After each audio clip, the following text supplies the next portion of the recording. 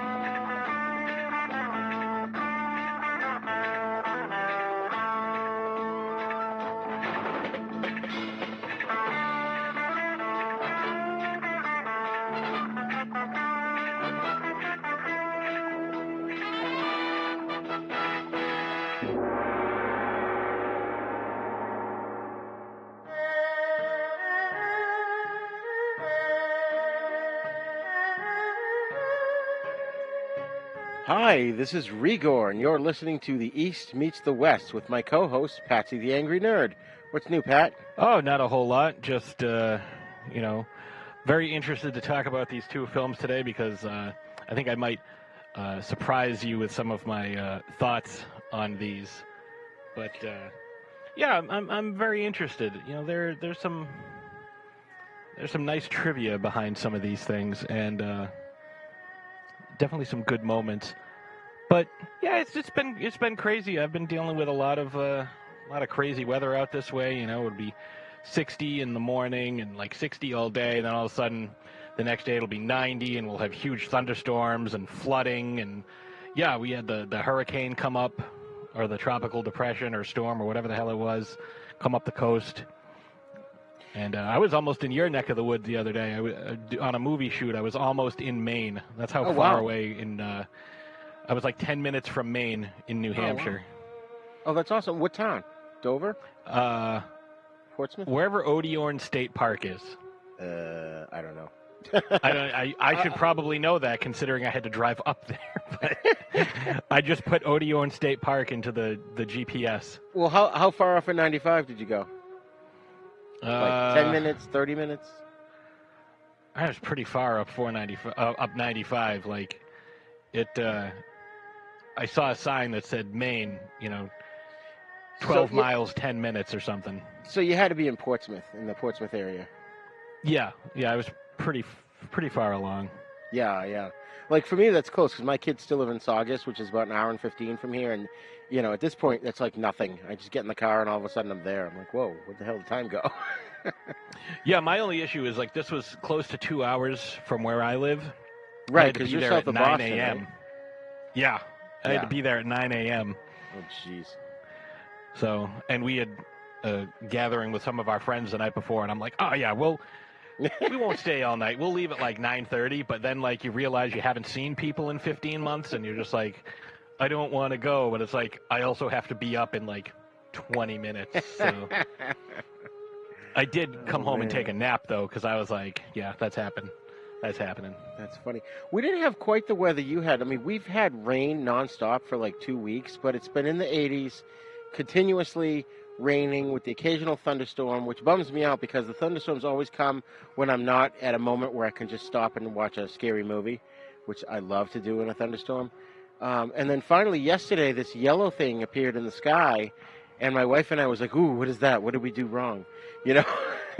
What is that big yellow thing casting light over everything? Yeah, it's like, what the hell is that? Right. Oh, I understand now why the ancients prayed to this thing. Right. Yeah, no kidding. All right, so yeah, I've been pretty much busy plugging away at the podcast. Got some family drama going on here, but I'm not going to get into that on the show. But so we did our primer episodes, and Yep. which ended up being a two-parter. And part one is as of this recording, part one's going to air in a day or so. And then we took a departure from our usual track to do a special show with Monster Kid radio host Derek M. Cook. But today, we are back on track, and we're continuing with the Shaw Brothers Venom mob movies. And it's the film called The Rebel Intruders from 1980, and the spaghetti western Today We Kil, Tomorrow We Die from 1968.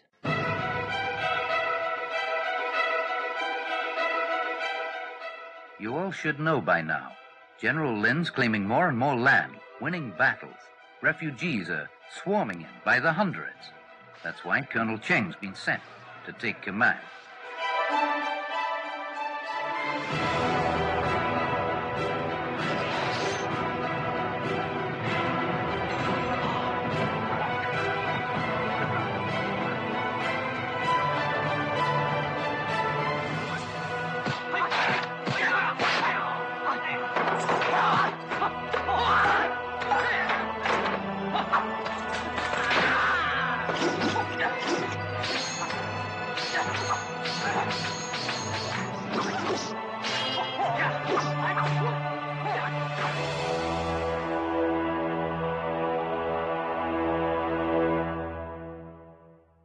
The Rebel Intruders, a.k.a. Killer Army, from 1980, takes place in a China that's torn apart by a vicious and brutal civil war which threatens the stability of the land.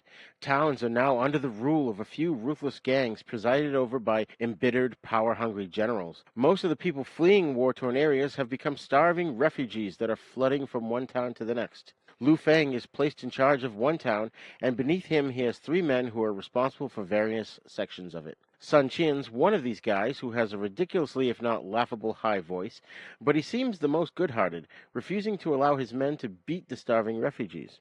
Another of Lu Feng's co-bosses, Chang, is a big guy. Now, he's the one who played the character that carried the big hammer in Shaolin Rescuers, if you remember that. He employs a legion of fighters who carry, for some inexplicable reason, metal fists to fight with. Another of the co-bosses... All I could think of was Hulk hands. Right, that's what I was thinking too. Or thing hands. Sometimes you could get the thing hands. My sister had those. Oh, it was unbelievable. All I think was like, oh, look at this. I'll show you. Give me my Hulk hands. Oh, man. Another of the co-bosses has a group of sword carriers, and finally, Lu Feng's men carry spears, as does the man himself. Lu Feng sends these guys out to rule the city and generally terrorize and murder the refugees. Now, we get a rather long scene where the refugees are mercilessly tortured and abused, but if you got a few bucks on you, they might consider stopping. And, especially if it's in your shoe. Right. But the torture's so severe, there's a certain point where you're wondering, well, when the hell is Philip Kwok going to show up and save these goddamn people? Mm-hmm. So, after an excessive amount of refugee torturing, into town wanders a new refugee, Wang Su, played, of course, by Philip Kwok himself. Finally, I think I actually said that out loud when he showed up in the movie. And he gets into a scuffle when he's caught stealing food to stifle his hunger. It's here that we learn that he can effortlessly leap 20 feet into the air. He escapes into a brothel, sneaking into the owner's room. She flirts with him and gives him a job as a doorman. And in a weird moment, the woman asks Kwok to brush her hair. He thrusts his fist in her face and says, "Listen, I'm a male chauvinist pig. Do it yourself." So the two... That threw me off in a huge way. Like, wait a minute, what? Like, there's got to be some sort of translation problem here, because those actions and those words, like, don't match the situation, like, at all. Brush my hair. No, I will punch you. Like, what? I think it had to be, because I remember at the time that was kind of a big deal, the male chauvinist pig and all this talk about it. So I wonder if in the American translation they had to throw it in there just because it was a sign of the times. I don't think that was. I think that was just in the Americanized version. That's what I mean. Shocked if it was in the Chinese version. Yeah, no, I agree. I don't like think maybe in the she propositioned him and he's like, "Oh no, I am saving myself for marriage." Right. Yeah. Because it didn't even make sense. So you're a male chauvinist, but I don't know. It didn't make sense to me. Anyways, the two trade a series of bizarre flirtations / threats through the rest of the film. So I guess we're supposed to believe that this lady pines for Philip Kwok, but there's never any reason why or really any follow through on that subplot. Because they're both attractive leads. Right. Like, And what we other don't need to reason do waste you time. need? Right. We don't need to waste time with a romantic subplot. Meanwhile, Lo Mang, another refugee, stumbles through a downpour and seeks shelter outside of Chang's, the big guy, his school. Chang's students pick a fight, and of course, Lo Mang beats the shit out of them. And Chang invites Lo inside for a spar. Here, Chang pulls out a pair of comically large boxing gloves, aka the Hulk gloves we talked about, which are made of metal, and he spars with Lo Mang and then offers him a job. Now, in another part of the city, Chiang Sheng steals food, and then he ends up feeding fellow refugees. And he's spotted by some men, and after a quick fight, Sun Qian comes onto the scene. He offers Chiang a job on the spot in a casino that Sun Qian owns. Now, both Lo and Kwok end up in the casino and soon discover how Chiang works players against each other, hoping to score a tip from the winners, which I thought was actually very clever. This leads to an epic brawl with Lo, Kwok, and Chiang taking each other on. Lo and Kwok finally realize that they're from the same town, they know each other's kung fu teachers, so they call off the fight and go out with Chiang to get drunk. Chang Che, the director, inserts a sort of an inside joke in this scene, and it's the part where Lo Mang easily knocks down a practitioner of the snake style, which was popularized by the 5 deadly venoms. So that was sort of an inside joke, I guess. The three decide to become blood brothers, biting their thumbs because apparently their teeth are either ridiculously sharp or their skin is paper thin, and they draw blood pretty easily. They pour the blood into a tea, which they take turns drinking. After this, the three go through a few misadventures until about an hour into the movie when the plot kicks in, and Lu Fang's subordinates kill the ambassador of a rival general and blame the three brothers, turning them into scapegoats. Now, our three heroes learn of this plan, however, and so begins one protracted fight scene that sees the three heroes go from one end of the city to the next because the majority of the town has turned on them. Their only option is to call on their few friendships for help. However, some who profess to be allies, and I'm talking to you, Sun Chen. Yeah, I'm talking to you. They soon he was prove a dick. Yeah, exactly. Soon prove to have their own hidden agendas and force the innocent guys into even more danger. Now, the wronged men must attempt to escape the town by boat to provinces in the south with the evil Lu Fang in hot pursuit. So, Patsy, first impressions on this one. Well, it checked all the boxes for me. We had, like we've been saying, pretty much every movie, like they introduce a new type of weapon that they're fighting with. In this case, it's both Hulk hands and a bench, because the bench was used twice. Yeah. And you're able to cut somebody's leg off with a bench. It's amazing. It had someone mostly dead with severe wounds delivering a little bit of exposition right before they die. And also, like, a dummy being thrown. What? Like, right when, what's his name at the very end, when he's like, stop, it's a trap! And, like, he's all, like, stabbed and dead, and, like, the bad guys throw him. Like, it's very clearly, like, a dummy that they're throwing.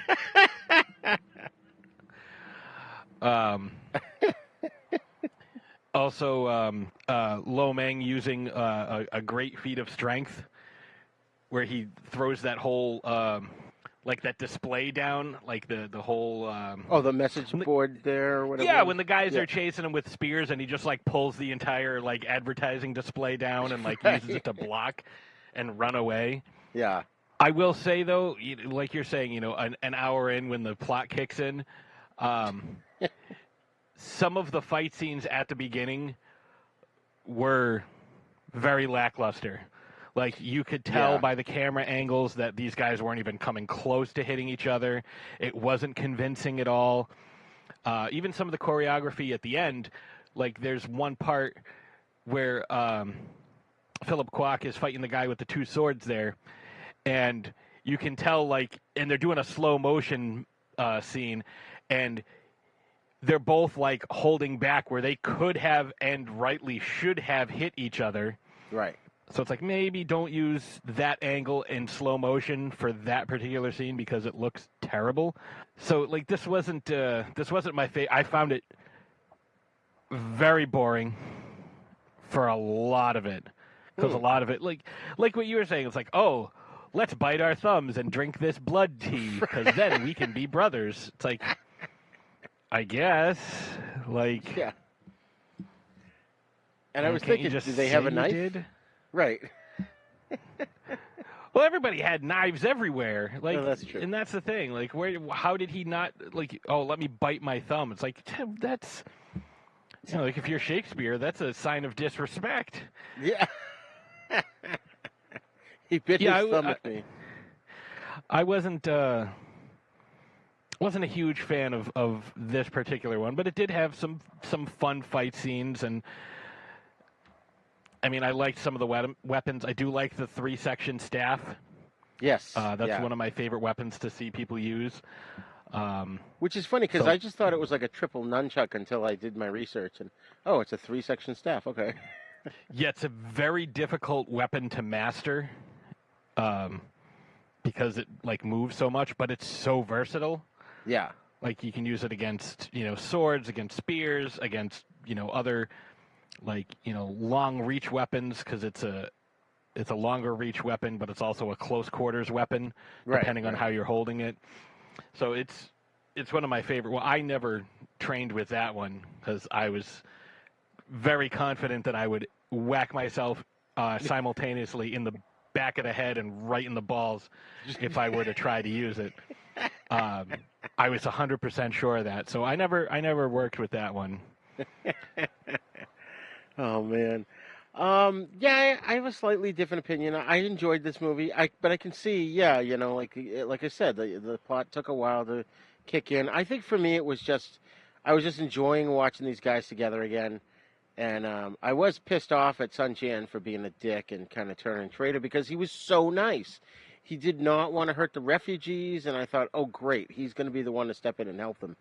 And, maybe that was an on-purpose plot twist just to throw us off. But yeah, I mean that was good because he generally is like a good guy and like on the side of good. I mean, obviously, Liu Fang is just going to be a bad guy. Like that's yeah.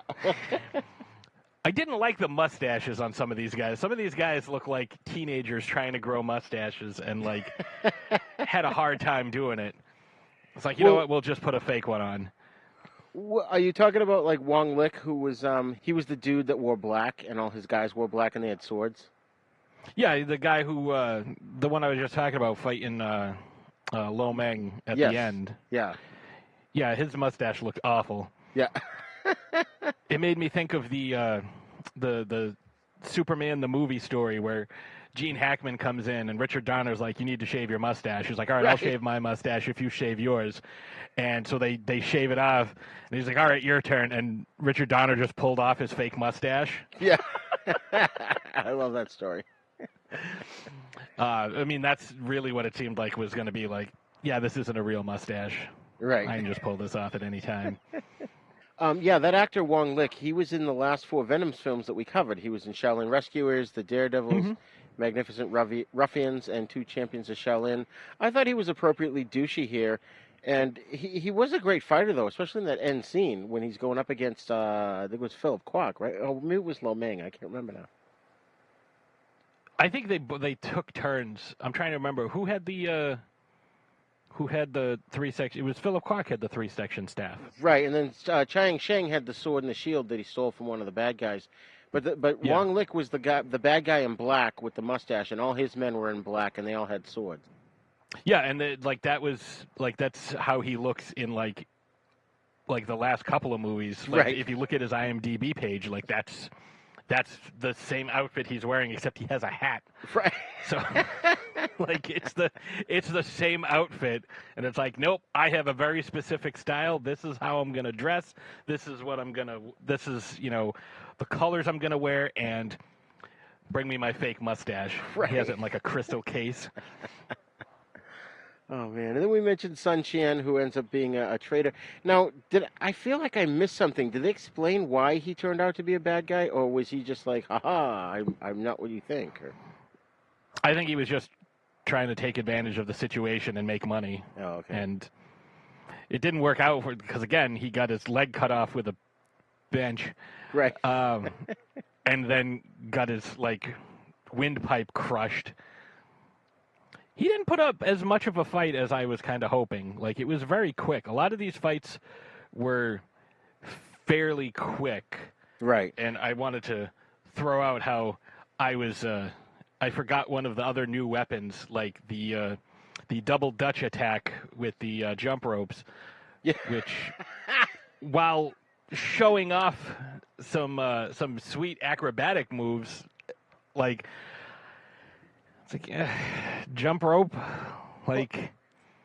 Chiang Sheng had a sword. Were you not just screaming at the screen, going, "Why doesn't he just cut the ropes with his sword?" That's what I was waiting for. I was like, why doesn't he cut the rope? Why does you have a sword, cut the rope. Don't stop jumping, just cut the rope. Right. Stop jumping, just cut the rope. Or kick one of those guys, and then the rope becomes useless because apparently they need 2 guys to operate each rope. Right. And it's like, what are you doing? Oh. And it's like, to me, the ropes are a step slightly lower than the flags. Yeah. That's where I'm at with those ropes. I was like, this is dumb. Like, the only shot that you had was the fact that there was 6 guys, so there was 3 ropes, or maybe there was 8 guys with 4 ropes. I don't know. It got ridiculous. I'm like, what are we doing here? And one of the guys, I couldn't tell if it was Chiang Sheng or Philip Kwok that got the ropes were wrapped around their hands and legs, and they were pulled, and it was actually the actor, because you could tell, because they were doing this sort of top-down camera view of them pulling him and then spinning him and flipping him, and then I didn't know, I couldn't tell. I watched it twice and I couldn't tell which was which. Yeah, it was there was a lot of really fast movements with that, so it was hard to keep track of who was doing what. Yeah. A lot of times the only way you can tell who is who, because of how fast these fight scenes go, is take a note of who has what weapon at the beginning, and just kind of follow the weapon. Yeah. So, now one thing that was interesting, and if you recall on our primer episode, one of the guys that was on the show mentioned that director Chiang Sheng was kind of sleeping through his movies, and I think I know why, or at least I know a reason why it was covered up, was because on this film, for example, we had Philip Kwok, Chiang Sheng, and Lu Feng, and they were all martial arts directors on this. So I think when it came to the fight scenes, he just, the director just took a nap, and they all choreographed the fight scene and directed that, Yeah, I think that the whole thing with them is this was very evident that he was sleeping. Yeah. Because, like I said, the scenes, some of the fight scenes were shot very poorly, and some of the scenes were. It was very evident, like I said, the fight at the end, that one guy could have hit the other guy and clearly didn't. Even the fight at the end with Mang and Philip Kwok and Lu Feng. Lu Feng, yeah, sorry. I was totally blanking on his name. They, when he was hitting him with the three section staff, it's you could tell he was really just tapping him on the back. Yeah. There was no fluidity to the motion. He definitely slowed down. It was just there you go. There's a little nudge. There you go. Got you. And what was with the spears that were all of a sudden made out of rubber? Oh, because that was again with Lu Feng. Remember what I was saying? When you're really good at using a spear, a longer range weapon. Yeah. like it looks like it's kind of made of rubber as you're spinning it around and like using it, like, and that's what was happening when he was using his right, his spear. The other one I think was just done to show off Lo Mang's strength. But it wasn't even just like, him. His men were like bending the spears, and it was making this rubber creaking sound. This. Yeah, that I think they maybe thought it was funny because they bent like the 4 spears all at once. Yeah. And then they popped back up and killed Lo Mang. Chiang Sheng. Oh, yeah. Oh, Lo right. Mang. Yeah. Yeah, they killed him, and it's just like, it's kind of like playing on that because like it's like, yeah, you know, when you're using this spear, you know, like I said, the same thing with like a hockey stick. Like the more flex, the more power is in there. Right. Because you wouldn't, like, if you were to try to take it and bend it, like, you're not going to move it much. But if you're doing all these different motions that are very fluid, like, you can see it, like, it almost looks like they're made of rubber when they're being used by someone who knows what they're doing with them. Yeah. It was just irritating me because they were doing it quite a bit. And, you know, a lot of guys, like, were bending the spears. And I almost took it as, you know, the actors, the stuntmen, they've just felt like, well, we're getting our asses kicked here, and these are prop spears anyways, let's use it to our advantage. So they just bend them and flick them at the guys.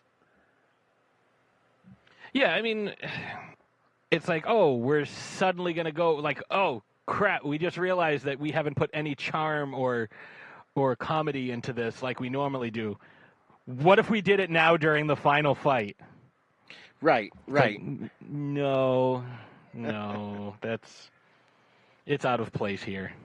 It almost gets back to the whole Chiang Sheng thing where it was up to the martial arts coordinators, those 3, to kind of go, oh, shit, we got to do something to save this film. And so, all right, we'll inject some humor into the last third, and it just didn't work, you know. Yeah, it's a little nutty. Well, even Sun Qian, he only gets 1 fight scene. Lu Fang only gets the couple fight scenes at the end there as the final boss. So they do, you know, even though I thought what was cool was that Chiang Sheng got to kill a lot of people in this because we don't really see him killing people. Yeah, it was a little disappointing on a few levels, I have to say. Now, one source I read about the film theorized that the film took place in the early 1900s because none of the characters have the wigs or the long hair, the pigtails that they are normally associated with the historical epics. And so it's not set during the Qing Empire or the distant past. But, you know, for the first time, we kind of get to see all of their real hair as they all are not wearing wigs or ponytails. So I thought that was interesting. You also notice they didn't have, like, the big, huge sideburns either. Right, exactly. But their costumes were the type that we usually see in movies set during the 1800s. So I thought that was an interesting kind of a juxtaposition there. Yeah, I generally like the way they costume the various characters because it like you said, it does get to the styles of the different eras, and you can kind of tell when the films are taking place based on like how guys are dressed and like what their hairstyles are. You know, as opposed to trying to guess, you know, the technology of the time. Right. There was one funny scene where Chiang Sheng was jumped up onto the gambling table and was spinning on his head. I thought that was kind of funny. Oh yeah, that was fun. It was kind of like breakdancing. It was like, oh, a breakdance fight. Yeah. Yes, they're breakdance fighting. But yeah, like you mentioned before, Philip Kwok did a lot of stool foo, as I call it, in this movie. Now, did he always have the 3-segmented pole with him, or was that only when the chick from the whorehouse gave it to him? He had it at the beginning, and he gave it to the madam there. I was like, only give it back to us if we're in trouble. That's right, and then she gave it back to him. Okay, I forgot about that element. Yeah, that weird ceremony they did to cement their brotherly bond. I kind of found it interesting when I first watched it, but we haven't really seen anything like that so far in these films that we've covered. But it did seem a little out of place. All they had to do was like one of them pulls out a knife and then you cut. And, you know, we all get that you're making a blood brother pact. You know.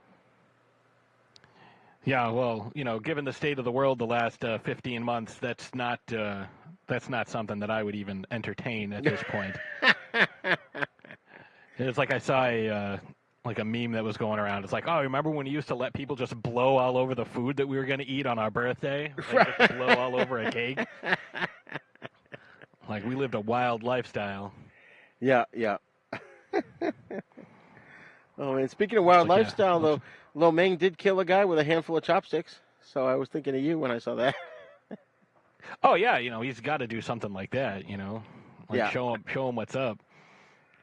Lo Mang is I always look at him like, because we always match these up.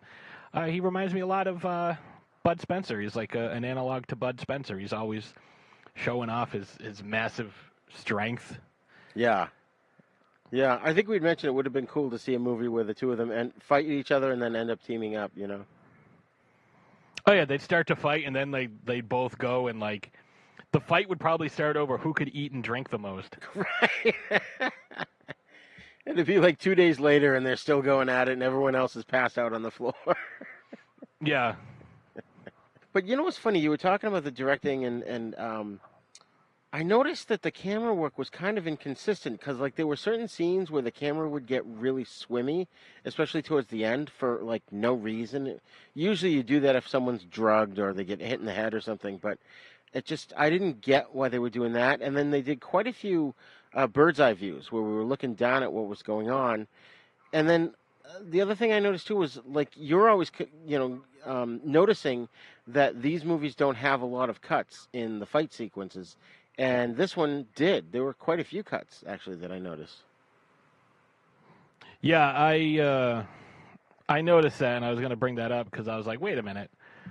Like, I don't know if, like, looking at the IMDb, there's one cinematographer, but it's like, it seems like there was like 4 different people all operating their own cameras. It's like a band I went to see once. They were just like the absolute worst band. It's like the lead guitar, the rhythm guitar, the bass player, and the drummer were all playing different songs. And this quote-unquote singer, I leave that in quotes, because it sounded like, if you turn your engine on in your car, and then you turn the key again while it's on. Oh, yeah. Like that horrible screeching sound. That's kind of what he sounded like, but not quite as melodic. Oh, my God. The band is called Chelsea Grin. I don't care if they hear this because they're awful. They're actually named after, the scars that the Joker has? The scars that who has? That's the Joker. Oh, yes, yeah. Heath Ledger's Joker, like the forced smile. Yeah. That's what a Chelsea grin is. It's also known as a Glasgow smile. Okay, yeah. So that's what they named themselves after. So super cool. It's the worst thing I've ever seen, and I've accidentally seen them twice because I opened up for bands I actually wanted to see. But it was almost like that's how the approach to directing this film was. It's like, all right, we have a cinematographer, a director of photography, a director. They're all going to film whatever they want, whenever they want. Like, oh, did you find the storyboards? What storyboards? Like, we took the storyboards, we shuffled them up because for some reason they were drawn onto the back of, these 3x5 cards, and we thought they were just like a deck of playing cards, so we kind of shuffled them all up, and that's how we shot these different shots. Oh, I'm going to do some drone shots. Well, drones haven't been invented yet, and I don't know what you're talking about. Oh, okay. Well, I'm still going to do them. Oh, man. It's like, oh, man. Is that going to make the fight scenes look good? Oh, it's going to make the fight scenes look like shit. It's going to be terrible. Yeah. No, it's going to be awful. Well, why are you going to do that? Oh, I'm going in a different direction. Yeah. I'm subverting your expectations. You expect to see a good movie, and you're going to see just awful. You know what? Everybody's got Hulk hands, too. Everybody's got Hulk hands. Look at that. With the Hulk hands, they can punch through metal. Oh, Philip Kwok can punch through metal without Hulk hands. Right. Oh, how about that? You know what? He's going to kill a guy with a bench. You know what? Make it 2. He's going to kill 2 guys with benches. One of the guys is going to get his leg cut off. Oh, with a sword? No, with a bench. What are you, stupid? Now, I have to go back and look at that because I swear I thought it was Chiang Sheng that cut the guy's leg off with his sword when he stole the sword from the bad guys. See, I may have missed it, but I thought he like used the bench as leverage and snapped his leg off. Either way, bench, it's Luke. ridiculous. Yeah. Use the Either bench. way, it's ridiculous. But it's like, oh yeah, I killed a bunch of dudes. Oh, what'd you use? Like your 3-section staff, a sword, a spear, maybe some poison. Nah, I used a bench. I was sitting on it, and then I just killed some guys with it. Right. I don't know. I just killed some guys with it. Yeah, I did like, though, in the Showcase Showdown where it was down to Phil Kwok and Chiang Sheng again against Lu Feng. I do love when they do that. Chiang Sheng ends up defeating the guys he was fighting. It was weird because Lu Feng's fighting him, and then he sees Phil Kwok, and he's like, oh, I'm going to go fight him. And he runs off, and then Lu Feng defeats, a bunch of the guys, and then they all the three of them jump in together. Yeah, it's so weird. It's just like, oh, wait. Again, which leads me to believe that, people weren't doing... everybody was doing their own thing when it came to fight choreography, and Chiang Sheng was just having a little nap. Right. Oh, he's sleeping. Quick, let's all do our wacky fight scene that we invented. Yep, right. Oh, and I'll do my crazy cinematography. You can't do cinematography like that. Oh, that sounds like a challenge to me. And there was two things that stood out to me. Well, actually, I guess they kind of stood out to me. But the main one was when Philip Kwok wraps his 3-segmented staff around Lo Mang's neck and strangles him to death. He didn't really kill him. He knocked him unconscious. In order to kill someone, you have to keep applying. Oh, he snapped the neck. Okay, all right. I didn't get that out of it. That's what I thought. Because that's a common mistake in movies is that they strangle someone until they pass out and you assume they're dead.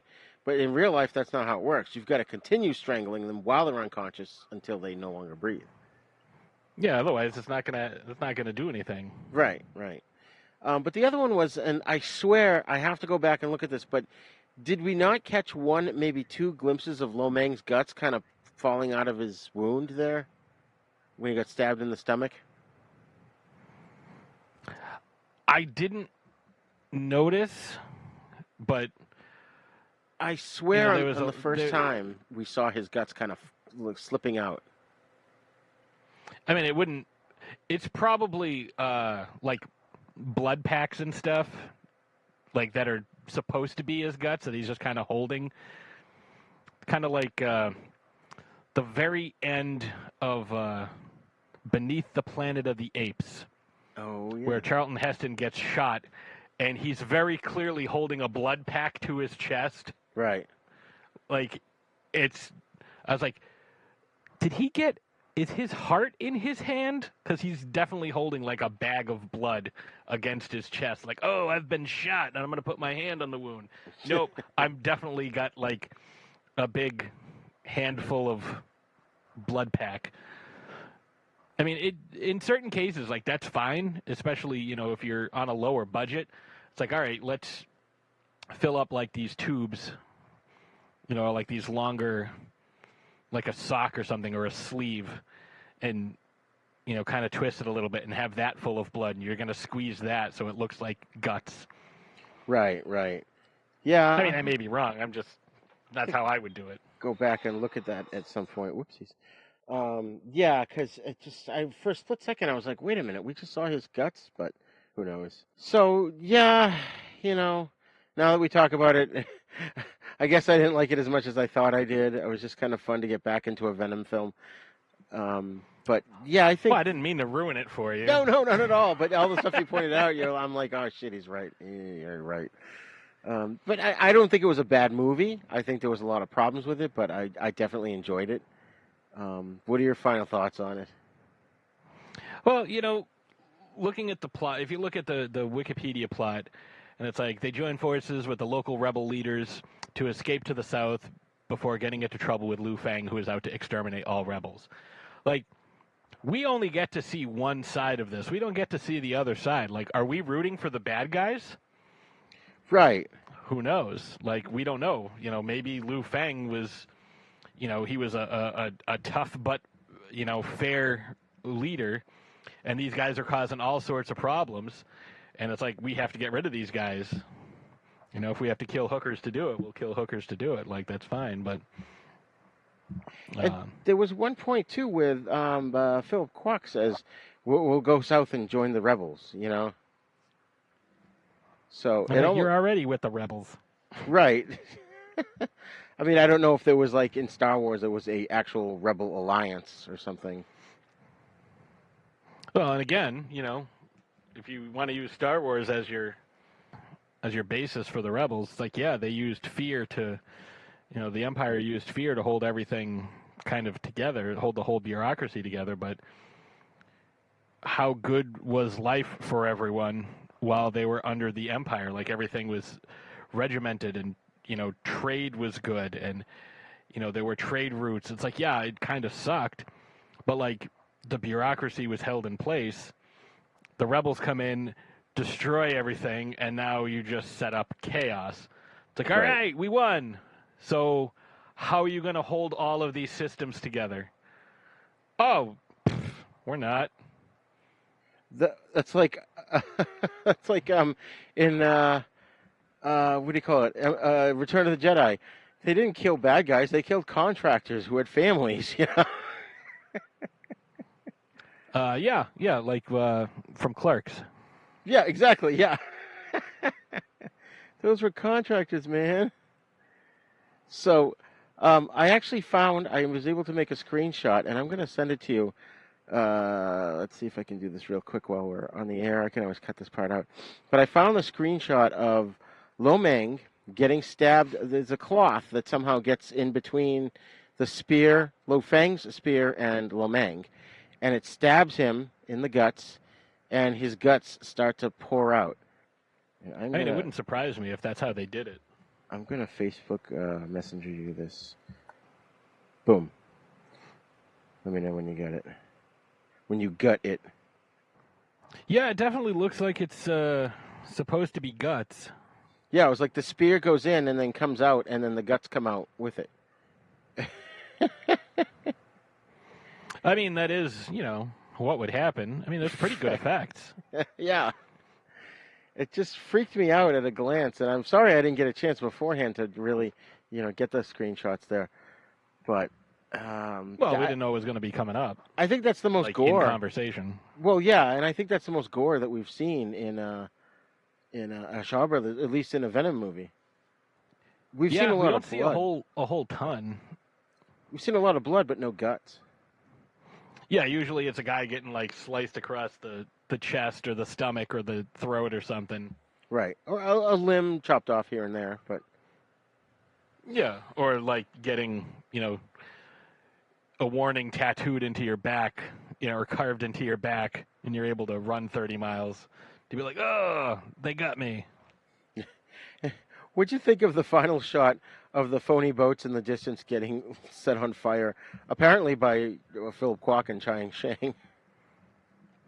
I thought that was pretty good. It's like, oh, if you set all the boats on fire, they can't follow you. And like, oh, no, all our boats are on fire. We can't follow him.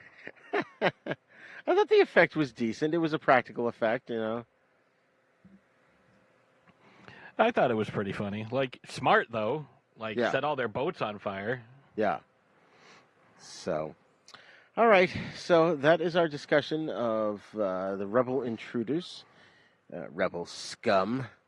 So, it meandered, but I did like the relationship between Kwok Sheng and Lo Mang. You don't really get to see Lo Mang integrated into the group as often as we would like to, so I thought this was kind of cool for that aspect of it. Actually, there was a moment where I thought, when they had the noose around Lo Mang's neck, I thought for sure he was a goner. I'm like, oh no, there's no way he's surviving this. Yeah, I didn't think he was going to die there. It's like, yeah, if most of these movies have like a lot of characters die, but it's like, I didn't think he would die there. I thought he would die like fighting. Which is, typically the way these guys go. It's like, you're tied up. Haha, we'll get you. I mean, very rarely do you see somebody killed, like, in a weak way like that, getting the Boba Fett treatment. That's true. Yeah, they don't get just thrown into the Sarlacc pit. They get to go down fighting.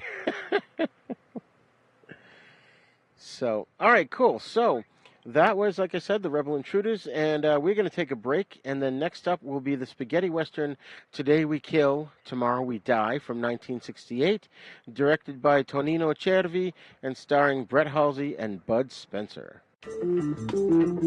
Hello, this is Rod Barnett. I'm the host of The Bloody Pit, the podcast that examines films from across the decades. On The Bloody Pit, we have several ongoing series of shows within the show focused on specific things in genre cinema that I and my co-hosts find fascinating. There's a long-running series focused on Italian maestro Antonio Margheriti's films from the 1960s all the way up through 1990. There's an on-again, off-again series focused on 1970s science fiction films. There's an in-depth look at the Western movies that William Castle made before he struck out on his own and became the horror auteur that we know and love. A look at the classic Coffin Joe films from Brazil. And our long-term project to look at every Universal horror film made in the 1940s. That's a long project, people. It's going to take us a long time. Sprinkled in amongst those are various other episodes focused on other stranger areas of cinema, like Lucio Fulci, Dario Argento, and even some obscure British crime films from time to time. So join me and my rotating crew of co-hosts as we examine the stranger side of cinema through an exploitation lens. Except when we don't. Yeah, you never really know exactly what to expect on The Bloody Pit. So join me for The Bloody Pit.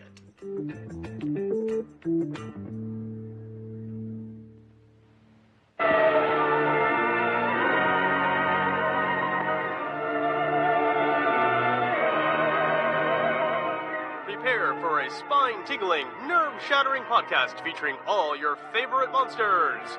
You won't believe your ears when you listen to Monster Kid Radio. Here are your hosts, Derek M. Cook, and his ever-rotating stable of guests discuss your favorite classic and sometimes not-so-classic monster movies. Subscribe to Monster Kid Radio through iTunes or Stitcher, or visit monsterkidradio.net before the next weekly episode of Monster Kid Radio. Go through the archives for interviews with Sarah Karloff, Victoria Price, and Joel Hodgson. Listen to discussions about movies like Creature from the Black Lagoon, Island of Terror, and King Kong.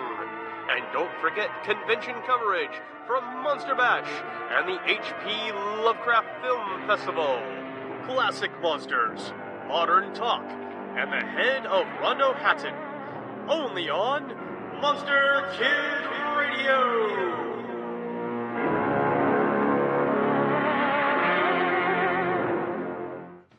Are you a lifelong fan of General Hospital? Are you a new fan who wants to know more about the history of the show? Do you enjoy talking about the show with others? Do you find yourself yelling at the TV? Is your self-care an hour a day in Port Charles? If so, we invite you to join hosts Amanda Kimmel and Shannon Coach at the place where all the hidden conversations take place and secrets are revealed. Meet us at Pier 54, a General Hospital fan podcast.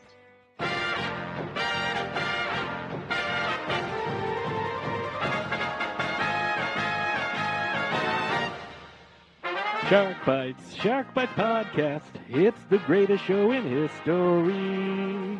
From the Dorkening Network, hosted by a nerd who's named Patsy. From movie reviews to tips on surviving the coronavirus, Shark Bites has it all. Follow us on Facebook and suggest topics at sharkbitespod@gmail.com. Available on iTunes, Stitcher, Spotify, and wherever you get your favorite podcasts.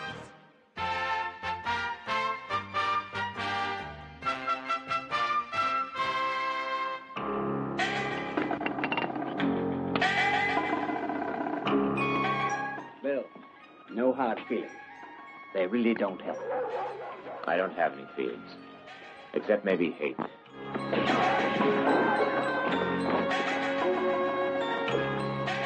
I guess you're looking for El Fego. And he collected rebels, half-breeds, and deserters till he had the scum of the earth all together. That's a mighty powerful mob he's got there. I'll be looking for gunmen. I don't want to kill you because I'm the curious kind. I'm looking for men who know how to kill. Want to know what you have to do? $10,000 don't need any explanation. Well, maybe you know these guys? Sure I do, Marshal. That one there's Jeff Milton. Well, next to him is Francis Colt Moran. Then comes Bunny Fox. And last, but sure as Hades not least, O'Banion. Well, what are we waiting for? Let's go after them. There's 30 of them and 2 of us. We'll go on to Madigan and wait for the others.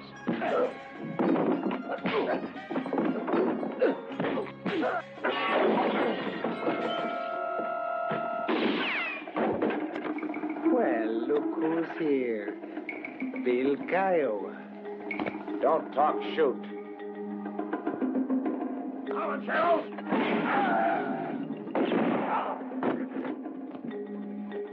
And shoot to kill.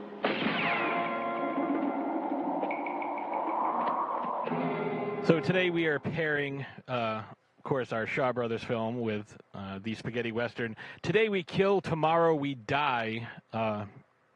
Translated directly from Italian, it's Today It's Me, Tomorrow You. I think I prefer the other title better. And yeah. This was referenced on The Simpsons once, and I wish I could remember which episode, but I know it was they were watching TV, and Phil Hartman did the I think it was Phil Hartman that did the intro, but it's like, Today We Kill, Tomorrow We Die. It's like, I was like, oh, that's a funny parody name for something, but apparently it's a real Western. That's funny. So it's a very straightforward plot. Wrongfully convicted Bill Kiowa spends his sentence planning revenge against the gang of Comancheros who murdered his wife and blamed him for it. Upon his release, he hires 4 specialist killers for his vengeance. And one of the things we see at the very beginning is Bill Kiowa with his wooden pistol practicing drawing. And that's all he does all day, every day, for 3 years. And he draws, and the new, I wouldn't call him a warden, but like some random dude that works in the jail is like, oh my God, he's got a gun. Yeah. So, he spends his time, kind of preparing for vengeance, because that's what you do when you are, in a Western and you are wrongfully convicted of killing your wife.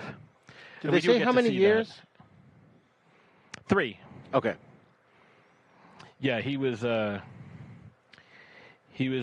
there 3 years, and every day. I mean, that seems a little low. Well, they say 3, but according to SpaghettiWestern.net, he's released from prison after 5 years. So his nemesis, James El Fuego, is a leader of the Comancheros, a legion of army deserters and half-breed Indians. Oh, there's so much wrong with that sentence. They're great fighters. So Kiowa travels the land in search of 5 of the best gunfighters in Nevada. So the first one is O'Banion, who is played by Bud Spencer, of course, and we'll get to him in a moment. Francis Colt Moran, who is played by William Berger. Jeff Milton, who is played by Wade Preston. Sorry, I'm going back and forth between tabs here. And Bunny Fox, who I thought was going to be like some sort of femme fatale with that name. Yeah. Played by Franco Borelli, but credited as Stanley Gordon. Same with Brett Halsey, played Bill Kiowa, but he was credited as Montgomery Ford. Yeah, very close, almost the same. Yeah. And Bunny Fox, like I said, Stanley Gordon, but Franco Borelli. With his, quote, dirty five, Kiowa sets after the Comancheros to avenge a terrible wrong. So we know what he's going after. And so there's a lot of stuff that I thought was very interesting. Like, I don't want to, completely break it down, but, obviously we can. He goes from town to town, and, like, you get to see a little bit of what each one of these guys can do, or at least what their reputation is for. Like, so, I guess with Bunny Fox, when he finds them and he starts he offers everybody $10,000, $5,000 up front, $5,000 when the job is done. Right. Which at that time, $5,000 is like, I don't know, $100,000 today. Right. Like, that's insane. Yeah. Like, you could buy a horse for like $12. Right. And horses now, if you want a good horse, it's like $500,000. Right. So, put that in perspective. Bunny Fox is about to hook up with a prostitute who seems a little old for him, but maybe that's what he goes for. Yeah, because he's like, oh yeah, like you're definitely my type. I was like, oh wait, $5,000? Yeah, you're not my type anymore. $5,000 is more my type. I mean, just think about like the type of hookers you could get for $5,000 back then. No kidding. $1 hookers, Yeah, one $5,000 hooker or $5,001 hookers. Right. And when he tries to recruit Bud Spencer, Bud's getting ready to take a bath, and like that dude's weird. Like the guy that was shaving him. Yeah. He had a gun on him, which he might have learned from what's his name? Oh my God, Ringo, not Ringo. Oh, the one we just talked about a couple episodes ago. Oh, what's his name? My name is Nobody. Henry Fonda. Yeah. Yeah. Yeah. Which I thought was a nice touch. He held his gun on him the whole time while he was being shaved. He's like, yeah, I don't trust anybody with a razor. Yeah. And then he's like, oh, I'm going to go take a bath now. How much for a bath? I was like, oh, you can sit in here. And it's like this fancy bathtub. And it's like, there's no way that it's going to fit him. Right. So then they go into the next, like, stall over. And he's like, oh, this will do just fine. He starts getting undressed. And, like, the guy's kind of just still standing there. Yeah. He's like, hey, what are you doing? Like, trying to take a bath here. And then Bill Kiowa comes in. And Bud Spencer just escapes out the window and runs off, but then comes back and finds him, like a couple days later. I think my favorite thing that Bud Spencer did in this movie, because, again, he did have his, a whole bunch of guys are going to pile on top of me and I'll just power out of it because that's, like, my signature move. Right. When somebody tripped him and knocked him down, one of the Comancheros. Yeah. He grabbed the guy's hand because he's like, oh, you spilled my whiskey. Pour me some more. And he's like, goes to do it. And he just like crushes the guy's hand while he's holding the glass. Yes. Yeah. And I was like, that is the best thing I have seen him do in any of these movies. And I've seen that somewhere. I've seen that somewhere else. I've seen movies where people squeeze the glass in their own hand and cut their hands, but I don't know if I recall someone squeezing someone else's hand with a glass in their hand. Yeah, I think I've seen that once. It might have been in a book, but I don't remember. But yeah, I had that in my notes because that was an amazing scene. Yeah, I like that a lot. There's also a scene where, like, eventually these guys, most of them get caught, and the guy's coming at him. The same guy that whose hand he shredded is coming at him with brass knuckles with a blade on it.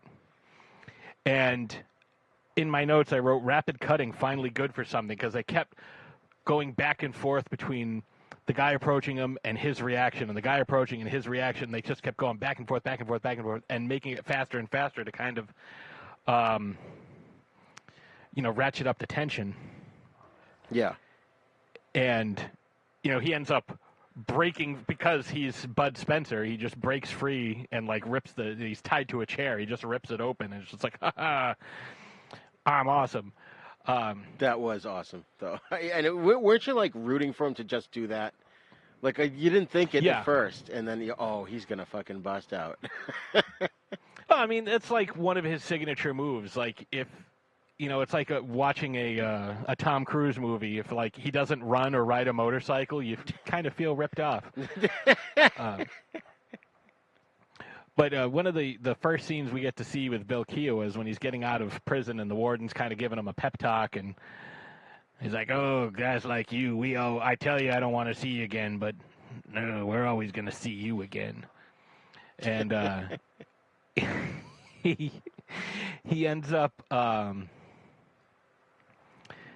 going to get his gun, and warden's like, "No, I can't give it that to you. No, that's against the rules." So he goes to a gun store, and, all these guys are like, "Oh, we're going to get you." And he's like, "Well, let me try these different guns." And he gets, 3 or 4 different guns, finds one he likes, and ends up killing all the bad guys with it. And then the proprietor's like, "I'm going to have to get more of these. These are good guns." And, that's the last time you see him. Right. But it's so funny. Now, I did not realize this screenplay was by the director, Tonino Cervi. Also, Dario Argento, who is known for a lot of the Giallo films, The Bird with the Crystal Plumage, Suspiria, and... Oh, Tenebra. Yes. Just tons of them. Tenebrae. Opera. The sisters films, the 3 sisters. It was sisters. Inferno, Suspiria, and Tenebra, I think, are the 3. Yes. So this is definitely much different than, it's definitely a different thing that you would expect from somebody like Dario Argento. Well, this was early in his career, and apparently he wrote 3 or 4 spaghetti westerns, and they're all very similar to The Magnificent Seven, as this one is. And one of the things I found out, and because we've mentioned him on this show multiple times, because when you think of music in a spaghetti western, you think of Ennio Morricone. Right.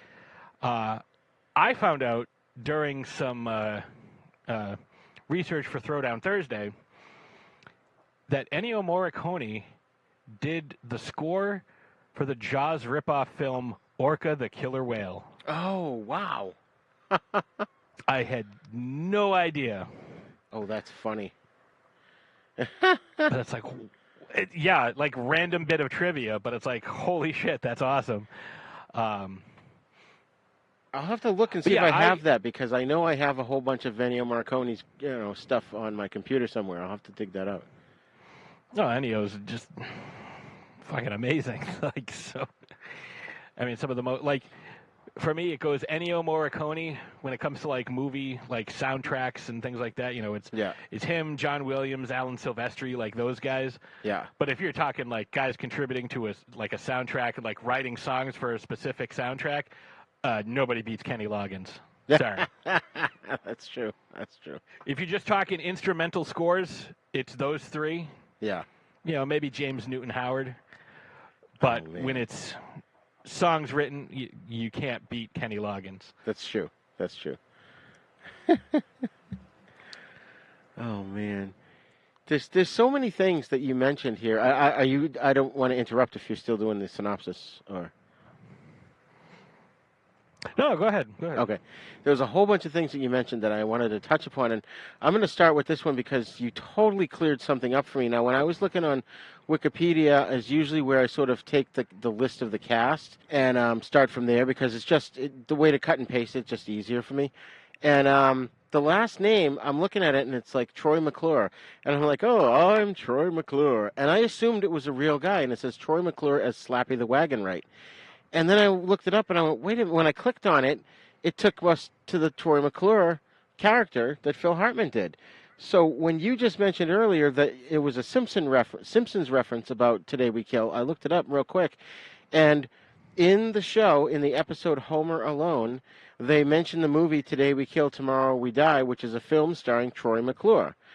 And it's Troy McClure mentioned it during his video tour of Rancho Relaxo. And that's what it was. And they said that's a parody of Ojiame Domani Ate, which is, as you said, today it's me, tomorrow it's you. So I thought it was just a big joke, which it still is in the Wikipedia, that someone, you know how Wikipedia is sort of encyclopedia by consensus. But so I thought someone was just being funny, and that's actually the Simpsons reference. So you kind of answered a question for me, which was awesome. Mm-hmm.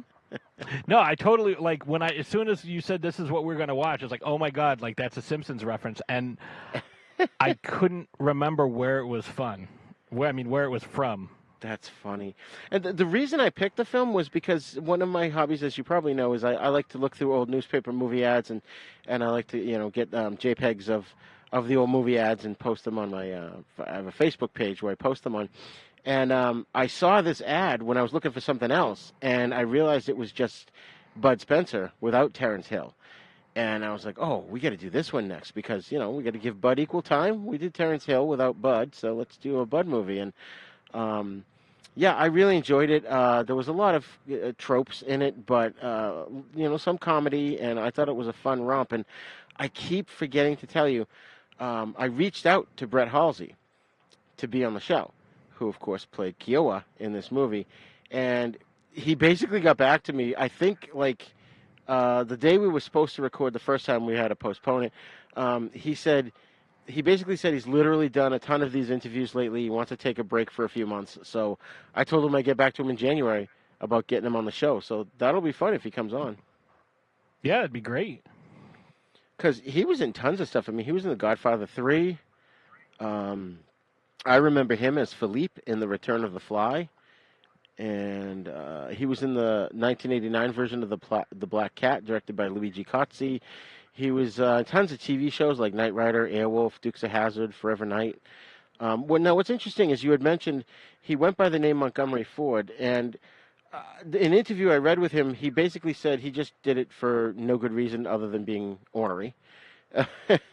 But what's funny is that, I think, is this the right one? I think Brett Halsey, in and of itself, is a pseudonym. So it was like, he didn't want to be confused with being, I think am I saying the right person, or am I doing someone else? I think that's the wrong person. So let me backtrack a second here. But he changed it to Montgomery Ford, basically for no good reason other than being ornery. And this film ended up being the second highest grossing film that year in Italy. And suddenly Montgomery Ward was a movie star and impossible to kill off. So Halsey wound up using the name again in his next two spaghetti westerns, The Wrath of God in '68 and $20,000 for the Seven, also known as Kidnapping, in '69. Interesting. And this was the directorial debut of Cervi. Cervi? I'm not sure how to pronounce it. It's Cervi. And it's his one and only spaghetti western. Yeah, it was his first film, and having Dario Argento be your co-writer, there's worse things to happen to you. Let's just talk about the stuff that we liked, because obviously the good guys win at the end, and like you said, it was very similar to Magnificent Seven type thing where a few overcome massive odds and end up winning, and right. It works out really well for him. One thing I really liked about this movie is that all of the team that he puts together. Did you keep expecting a double cross? Because I did. I kept waiting for one. Oh, yeah. Because what's his name? The guy in the Austin Powers outfit. I was waiting for the guy that he met at the beginning that was like, yeah, I kept your money the whole time, and right. Here you go. And instead of giving him the briefcase that the money was in, he starts taking the money out and piling it on the table. Right. I'm keeping this briefcase. This is my lucky briefcase. I'm going to put a pin in that because I have a question about that guy. But I like the fact that they were, with the exception of, I think it was the gambler who was, he was dressed in the Austin Powers outfit. he kind of, once they let him out of jail or once they get him out of wherever he was, he pulls a gun on them and takes off, and then they find him again and get him on the team. They basically were all good guys. There was no one double-crossed each other within the team of good guy characters, and I appreciated that, because I'm tired of seeing, when you've got this team and then one or two of the good guys turn out to be bad guys, like Sun Chen in the last movie. I think my favorite thing about this movie is that, like, the guy who played El Fago is like, oh, I'm the leader of these Comancheros who, again, are, Mexican and Indian or Native American people. And he's Japanese. Tetsuya Nakadai. Yeah. It's like, you guys are really, like, just against casting, like, Mexicans to play Mexicans, weren't you? Like, what is going on? Well, I think, like Argento said, he basically claimed that he added Japanese characters to his Western scripts to remind the genre of its roots in Japanese cinema.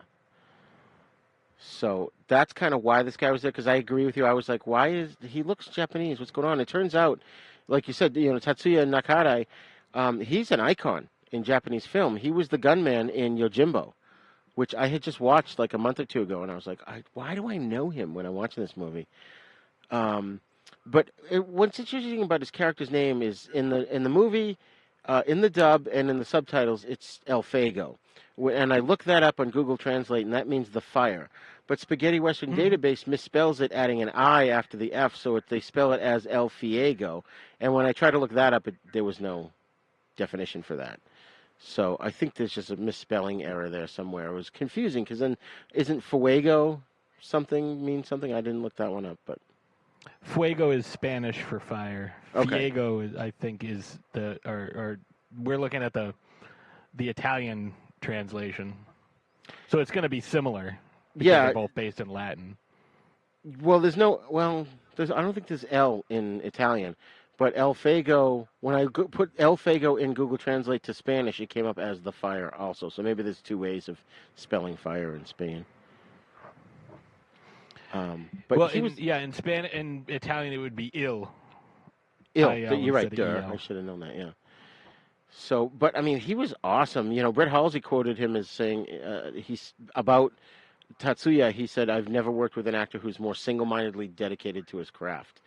And he was just evil in this movie. I really liked him. Yeah, I liked his character, Tetsuya. Like, I thought he was really good. Like, he's definitely he played his role the way he was supposed to. Right. It's funny on like you were mentioning Troy McClure as Slappy the Wagon, right? When you go to click on it, it brings up Troy McClure from The Simpsons. Yeah, that's what I was saying. Yeah, it's really weird. It's weird. Now, I wanted to get back to Brett Halsey for a second, because I was actually saying something earlier, and I kind of screwed it up. I'm sure I've cut it out already. But from the book that I have called Any Gun Can Play, which is about spaghetti westerns, it talks about Brett Halsey, and it says he arrived in Europe in the early 60s to star in swashbucklers, such as Ricardo Freda's The Seventh Sword in 62.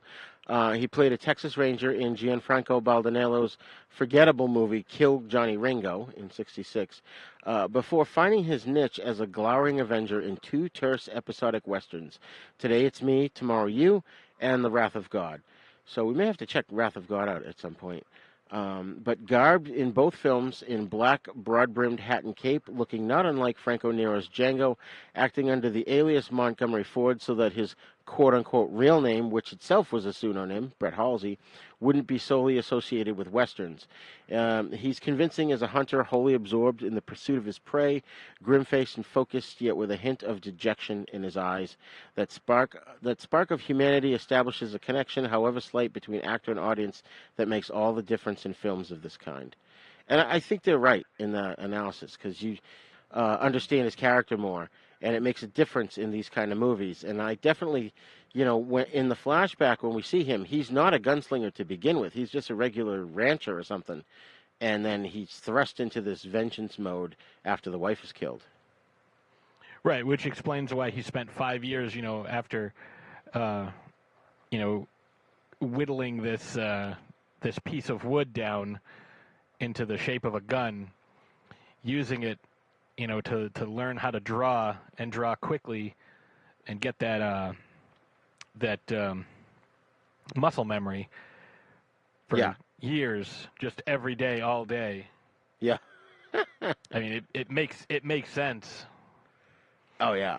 Especially where these guys are coming after him, like, oh yeah, he was a chump, like he was easy to take down, like shouldn't be a problem now after he spent 5 years in prison, and he's like, haha, I'll show you. Yeah. And so will my friends. Like that scene at the end where the guy is advancing on Bud Spencer, and he is able to get up and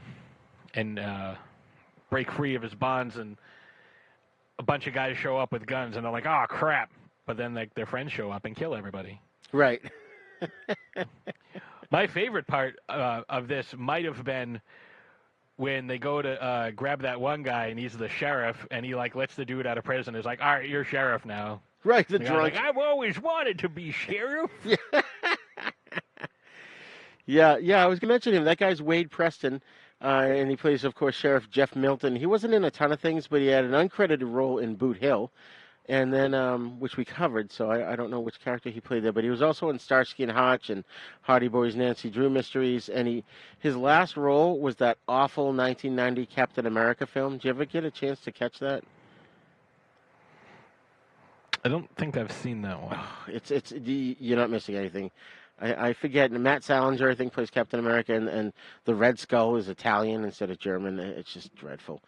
But what I liked about his character here, it reminded me of George Martin's sheriff character in A Pistol for Ringo, where he's kind of the stereotypical American good guy sheriff, but I thought it worked here. Yeah, I thought so. Yeah, I liked his character, and I guess Wade Preston, before he went to Europe to star in films there, also he played the lead role of Christopher Colt in the TV series Colt 45, which ran for 3 seasons, in which he pretended to be a traveling gun salesman, but he was really an undercover federal agent. So he kind of knew his way around westerns by the time he did this movie. Yeah, I like the fact that you have folks that are veterans in not just this particular genre of film, but you have guys that and ladies as well that have acted in other genres, and they can kind of bring that expertise and different life experience, like we were talking about Tetsuya, like.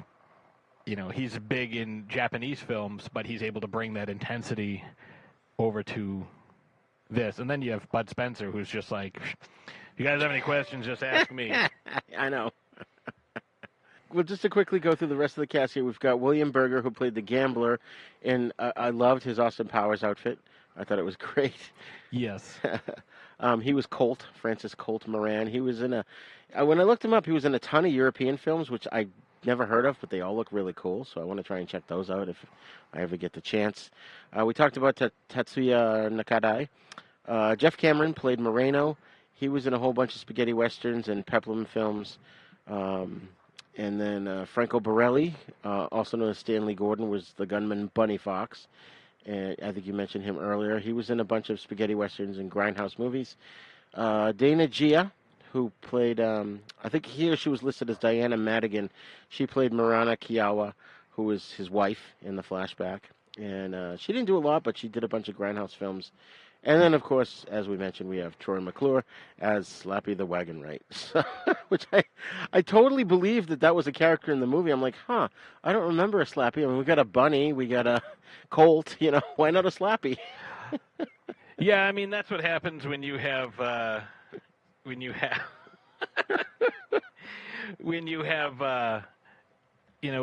something that can be edited by anybody. Yeah, exactly. one of the things I have in my notes regards to Bud Spencer, because he's the guy I was kind of focusing on. Like, I know he's not the main character, but he's the guy that I'm focusing on because he's the guy that I'm most familiar with, and he's the guy that I'm most interested in. Right. First thing I thought of was, so he can catch a bullet but can't fight a guy with a machete. Like, the guy shot him, and he caught the bullet. Yeah. But then struggled to beat the guy with the machete. Yeah. I noticed that, too. Who then, like, should have killed him, which led me to my next note. Is there anything that can kill Bud Spencer? Like, I'm pretty sure he's immortal. Well, he survived the bullet to the head, so... Right, well, that's what I'm saying. Like, there's no... What can kill him? Yeah. Oh man, yeah, he was awesome. And in fact, that's one of the things when they brought this over to DVD over in the U.S. because the Trinity, actually not DVD, but in the release and then later in the DVD releases, because of the popularity of the Trinity films, it was marketed as a Bud Spencer movie under the name Today It's Me, Tomorrow It's You. For I think for some of the video and DVD releases, because in the theater it was Today We Kil, Tomorrow We Die.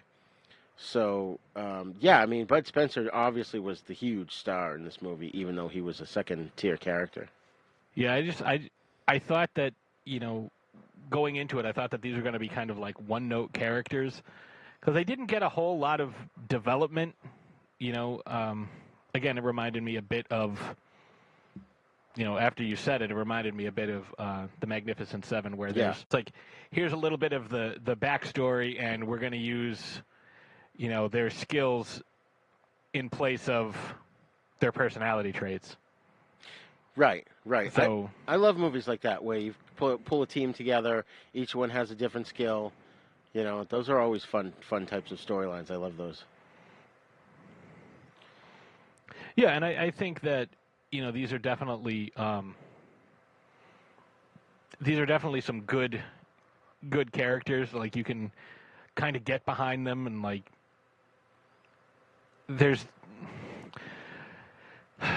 I'm trying to articulate this the best way I can. Like, even though there's not a lot of character development, you're still rooting for these guys because you get to see enough of what they can do and why they were brought into the fold to begin with. Right. Obviously most of them are doing it for money, but like by the end, it's like, oh, we've gone through all this stuff together. Yeah. Let's bite our thumbs and drink some blood tea. Yeah. That's as close as what, they didn't quite do that, but it's close enough. Well, that's just it. They didn't double cross each other, which, was a cool thing. And, it would have been nice to see more movies with this team together, because they all survived. I was surprised. I thought at least two of them were going to die. Yeah, I thought it was pretty interesting. Like, I thought that, this wasn't the, my favorite of the films that we've watched, but I thought that it did do a good job of, pulling you in, getting you to care about the characters. I will say, though, that getting to see Terence Hill and how charismatic and fun that he is compared to just, like, stoic and dour Montgomery Ford. Yeah. Just like Bud Spencer shouldn't be the guy that has the most personality in your film. That's true. Because even his roles tend to be like a bit of a one-note thing where he's always like, I'm the big strong guy that can't die no matter what you do. Like, stab me, doesn't matter. Shoot me in the face, doesn't matter. Like, no matter what happens, like, he gets out of it. And, generally it's a chance for him, like we were saying with Lo Mang, like a chance for him to show off his, amazing physical power. Right. And, he's throwing guys all over the place, and, a bunch of guys jump on top of him, or he's knocking somebody out with a, single punch. And he does rip that one not... small tree out of the ground to use to defend against Alfago. Yes, yeah. Right after he catches a bullet, so he's... Yeah. Again, it's like he's some sort of deity, maybe not a god, but he's god-like, maybe like a demigod. Right, like a Hercules. Yeah, I can catch bullets and I'm indestructible, but, I'm going to kind of pass that off. Because he also never gets drunk no matter how much he drinks, and he drinks a lot. Oh, that's true, yeah. I never thought about that. That's funny. I wanted to mention, too, that Kiowa's outfit that I kind of referenced earlier. There was a scene where, I forget if it was him and Bud Spencer, he's walking along with someone, and he's sort of more in shadow than the other character, and it just looked to me like a proto-Batman. There was just something cool and iconic about that outfit. And yeah, everyone's like, well, it was the same outfit Django wore, but there's a reason for that. It looks cool, Yeah, I could see that. Maybe not Batman, maybe more, because Batman was at the time this came out, Batman was, Adam West, maybe more of the Shadow or Zorro. Right.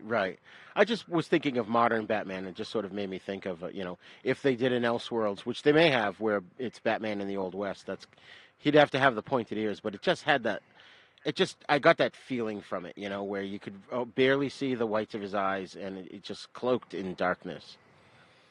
Although his coat was kind of a print pattern. It wasn't solid black, like his suit jacket or whatever you want to call it. Yeah, I mean, I did like his outfit. Yeah. I'm with you. But again, I think I like the Terence Hill type of, gunslinger that we've been getting to see. Right. Yeah, that's true. And more personality, more fun. Again, that's one of the things we're always talking about with the Shaw Brothers films. It's oh, this one wasn't that fun. We didn't get to see their playful personalities. And, maybe that's, just they're playing different types of characters. And, these films are made sometimes 10, 15 years apart in different parts of the world. And, you're telling different stories. But there are a lot of parallels between them. Again, Bud Spencer and Lo Mang always showing off their strength, Right. And that's guys true. That... Go ahead. I was say guys that should be dead, but somehow manage to fight through devastating injuries, at least until they're no longer needed in the plot. It's, there it is. Yeah. And, we've started off with, Giuliano Gemma, and, we kind of went into Terence Hill. We did have a little Lee Van Cleef in there, who's kind of more serious and stoic. I think you're going to be surprised when we get to the Clint Eastwood movies too. He's a lot more serious. He's not a Terence Hill in his movies, and I think there's room for both. I think that some of these films can be lighthearted, fun, and then other ones can be gritty, serious, more serious kind of films too, because of the nature of revenge and all that stuff. So I kind of like them both. Yeah, it's a lot of fun. These movies. This one not so much, but we've talked about in the past with some of these where a lot of especially the Lee Van Cleef films, where it's okay, we're facing these overwhelming odds. Let's concoct some elaborate plan in order to defeat all these this legion of bad guys, because there's only a few of us that can fight. We don't have an army, they do. What can we do to kind of even the odds? Is it a Gatling gun? Is it dynamite? Is it, digging trenches everywhere? What can we do to offset their numbers? Because we're pretty great. Maybe, we take 5-6 guys each, but there's 1,000 guys. So yeah. What do we do? Which I thought was a cool way in this movie. The way they dealt with them is, definitely the film didn't quite actually have a spaghetti western feel sometimes, and like towards the end, it felt kind of like a Euro horror where they're in the woods one by one picking off the bad guys, which I thought was great. Like you said, the bad guys had them by the numbers, so they had to literally one by one take them out till it whittled it down to a manageable size. Yeah, and I think that's where Dario Argento's influence came in, because he is, if nothing else, a master of horror. So if he's able to, inject a little bit of that into, a little bit of the horror element into his Western, like that's exactly what is going on. Like he's you've got these guys doing, kind of like unconventional warfare, very similar to like Mel Gibson in The Patriot. Yes, yeah. Where it's like, this isn't what's normal. Like normal is all of us wearing our brightly colored uniforms and marching down the street, right. 10 across, banging drums and playing fifes, letting you know that I'm coming from, 4 miles away. Right. And it's like, well, this is what we're going to do. And,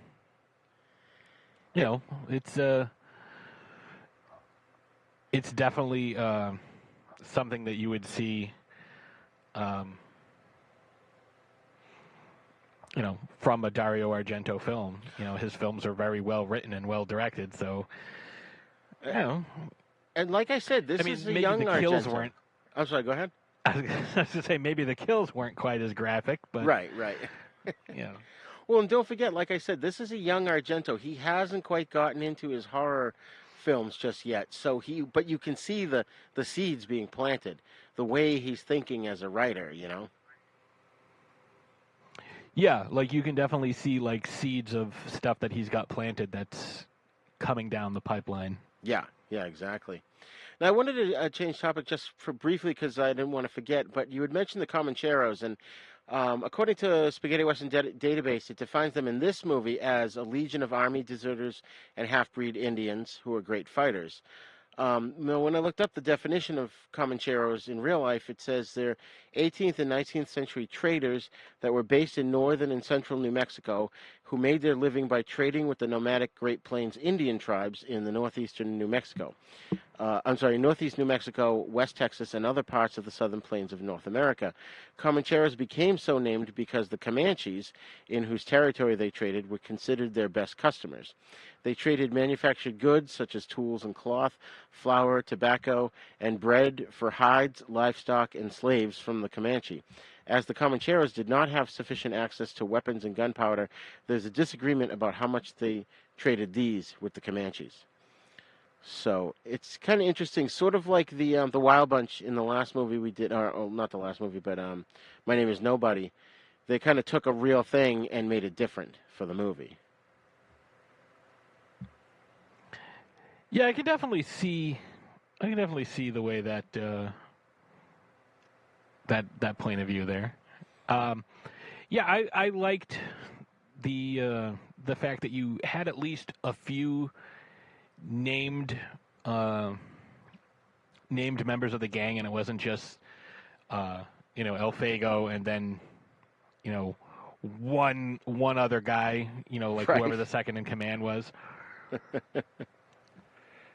And I'm glad it wasn't, what's his name? I'm going to have to look it up. The guy who's in, like, all the other movies and he plays the same character every single time. Oh, yeah, I can't think of it either. Pancho? Yeah. I can't remember his name.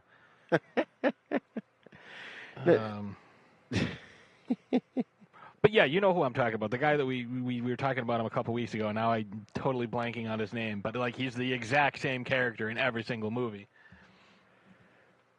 Right. Fernando Sancho. That's right. Yeah. He's like the same dude all the time. Yeah. He's a disgusting villain. It's great.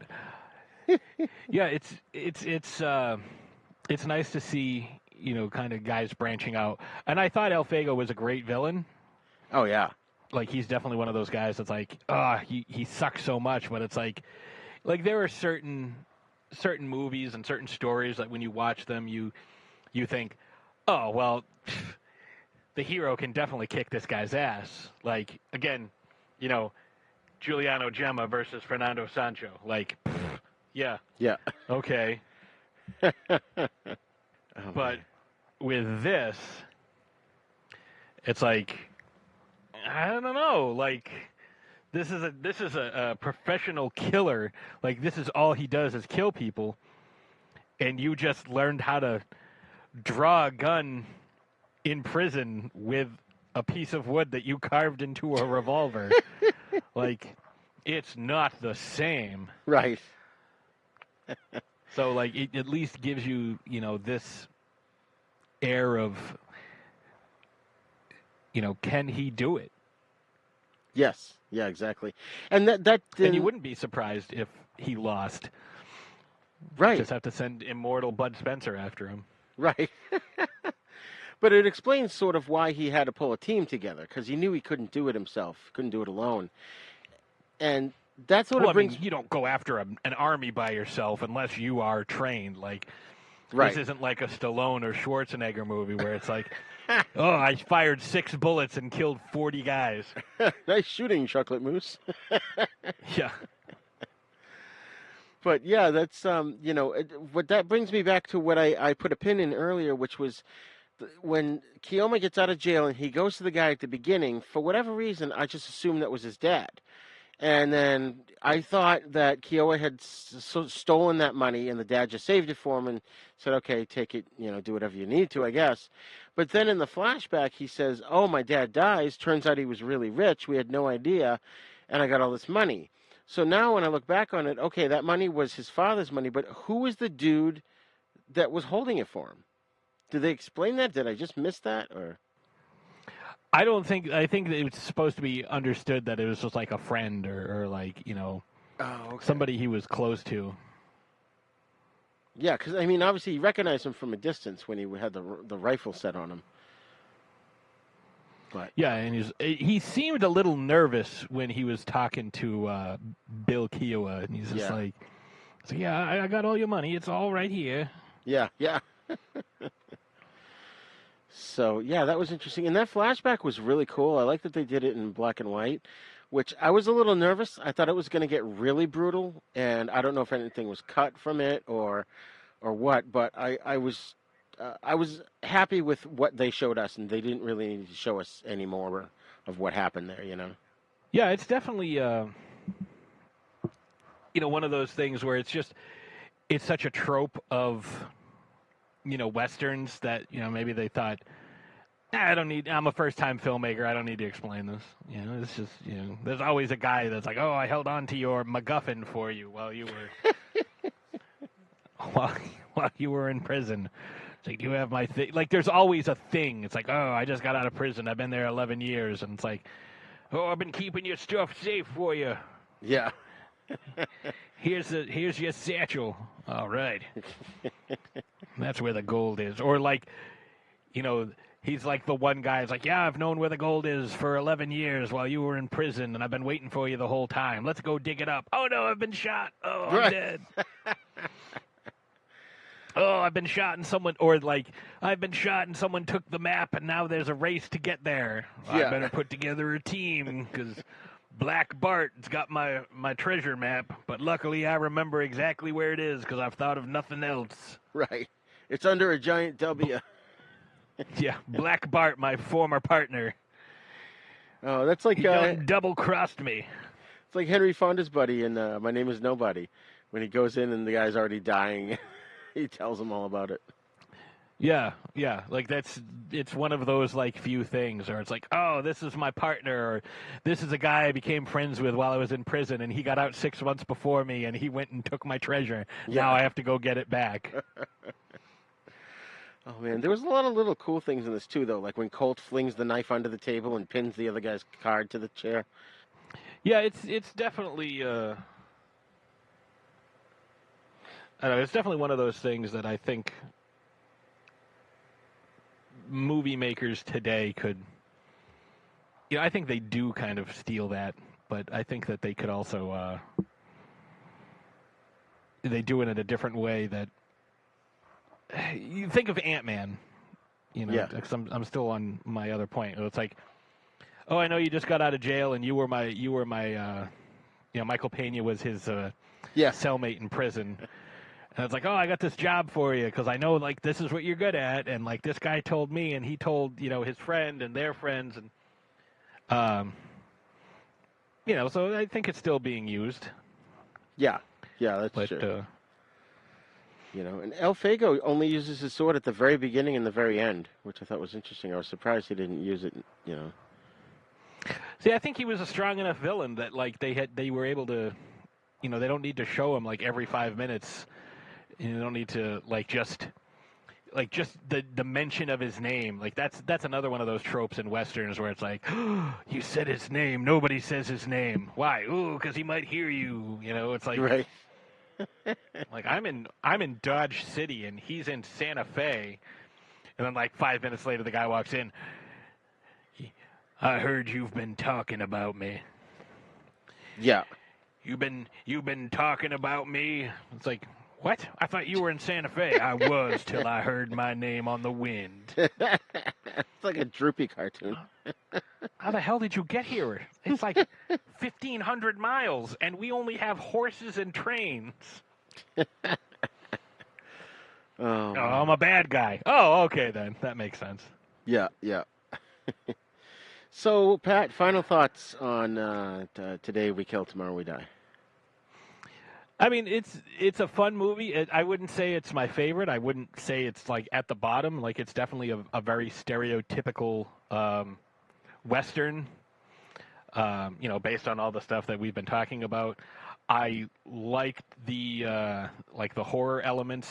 Because I didn't think about it until you mentioned it, and the fact that Dario Argento is one of the writers on the screenplay, so it's like, yeah, all right, yeah, that makes sense. Like I'm gonna use these different tactics to kind of pick guys off one by one, and kind of, you have this like undead monster that just cannot be killed in Bud Spencer. Yeah. There was some good revenge stuff, which a Western should have. There's always good revenge in a Western. Oh yeah. I don't know, he's pretty. Again, Bud Halsey / Montgomery Ford as Bill Kiowa is. He was good. I mean, he's no Lee Van Cleef or even Giuliano Gemma, and he's certainly not Terence Hill. And he's no Montgomery Wood. Yeah, Montgomery Ford, but not Montgomery Wood. Yeah, I dug it, and if there were like more in this series, I would watch more about these characters. I agree. I really enjoyed this one. Again, I totally agree with your assessment of the movie. It's not going to hit anyone, either of our top 10 list or any top 20 at least. I think much like the Rebel Intruders, both these films were kind of mediocre, but they had a lot of elements that were enjoyable. This was probably a little more enjoyable and coherent than Rebel Intruders. It didn't seem like different directors were doing. In fact, there was a lot of cool shots, especially when they were in tight quarters, like inside a room and stuff. I thought the camera work was really good in this. And then by it having that Euro horror feel as well, it definitely it wasn't as cliched as it could have been. They took the whole revenge thing where there's one guy, his wife was killed, now he's going to take revenge, and they kind of twisted it by having him form the team to exact his revenge. So I thought that was kind of cool. And, overall I found it entertaining and engaging, and, I recommend it if you're looking for a fun spaghetti western to pass the time with. This is not a bad one. Yeah, I mean, it wasn't like an unpleasant movie. Like I definitely thought it was good. It had some good beats. It definitely had a lot of the Western tropes that you've come to expect. Yeah. We've bounced around as far as time frames go. Like sometimes it's in the 70s, sometimes it's in the mid 60s. We've done mid 60s to mid 70s over and over again, and it's a lot of them are very, very similar. But it's the way the story is told and the way the actors, are able to portray their different characters. Because the stories are very similar. But, yeah, I thought this one was a good one. Again, I was kind of hoping that Bunny Fox would be like a badass lady, but, Oh, man, that's so funny. Yeah, and I think, in the assessment of both these two films, I think we're going to see a lot different spaghetti westerns all across the gamut. I am a little concerned with the Venom movies. We're going to do the next Venom film. We're kind of getting down to the last few of them, and I'm a little concerned that maybe they're starting to fall apart. I don't really know much about, any of their films beyond the ones we've covered so far, so hopefully the next one we cover, which I don't know off the top of my head which one that's going to be, will be better than the one we covered today. And maybe this one, they just, they were cramming so many movies into 1980 that it just kind of got the short shrift. So.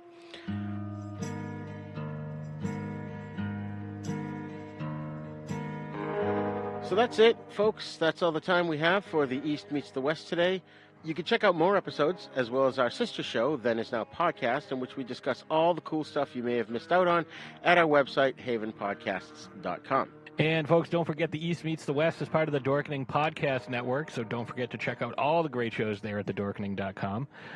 You can find me at throwdownthursdaypodcast.com for all the latest news and articles for, the stuff that we're doing that doesn't quite make it into the show. You can find me every Thursday on Throwdown Thursday on Spotify, iTunes, Google, all the places you can find podcasts. And you can also find us on Facebook. Come hang out with us on the different groups. And you can find us on YouTube, Throwdown Thursday Podcast. I've got some live trailer reactions. I've got a few live shows. I've been producing another show for some folks. But, there's tons of fun stuff. And if you get a chance on I'm not sure exactly when this show is going to air, but the video will be up on the 17th. I will be joined by Powerful Brandon, and we will be riffing on a couple of movies. We're going to be doing Birdemic, Shock and Terror, as well as Backstroke of the West, The Third Gathers.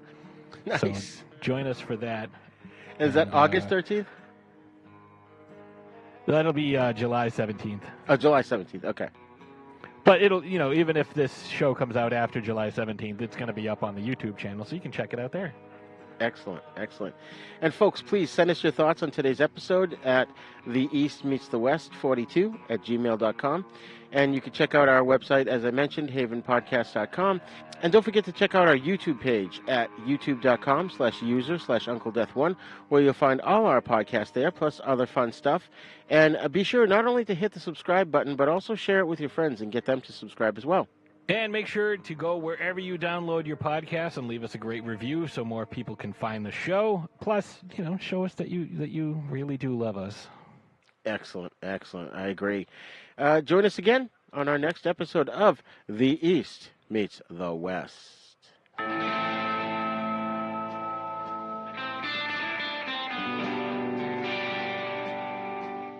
East Meets the West is intended for educational and entertainment purposes only. All clips played on the show are property of their copyright holders. All other material is copyright Jupiter Media.